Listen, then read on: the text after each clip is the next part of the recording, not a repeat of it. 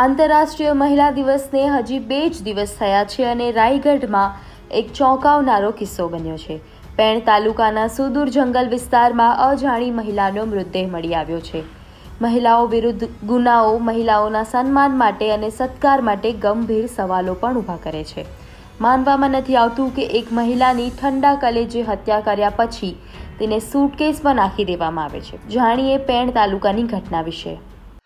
मी सदर दुर्शेत ते राष्ट्रीय महामार्ग चुनाभट्टी इथे सलग 2-3 दिवस मुलीला सिक्युरिटी इथे कॉलेजला जात असल्यामुळे तिला सोडण्यासाठी मी दुर्शेत फाटा येथे सलग 3-4 दिवस घेऊन जात होतो। परंतु तिथं थोडा सौम्यवास येत होता रस्त्यावरून जाताना चुनाभट्टीच्या 100 मीटर अंतरावर। नंतर 4थ्या-5थ्या दिवशी तिथं उग्रवास थोडा वाढल्यामुळे मी सदर जागेची पाहणी करण्याकरता आम्ही रात्री 10:30च्या सुमारास मी सरपंच दशरथ गावण आणि माजी उपसरपंच शरद गावण या त्या जागेवरती गेलो आणि सदर जागेवरती गेल्यानंतर दुर्शेत रस्त्याच्या साईड पट्टीच्या बालगंगा नदीच्या बाजूला तिथे एक बॅग नजरेत आली। त्या बॅग नजरेत आल्यानंतर आम्ही सदर जवळ गेल्यानंतर थोडासा वास त्या बॅगेतून येत असल्याचे आम्हाला दिसून आले। नंतर मग आम्ही रात्रीची वेळ असल्यामुळे 10:30चा टायमिंग असल्यामुळे आम्ही सदर जास्त पाहणी करता आली नाही, म्हणून आम्ही सकाळी पुन्हा त्या जागेवरती 10 वाजता पोहोचलो। सोबत खरोशी गावच्या पोलीस पाटील करुणाताई सोबत होत्या।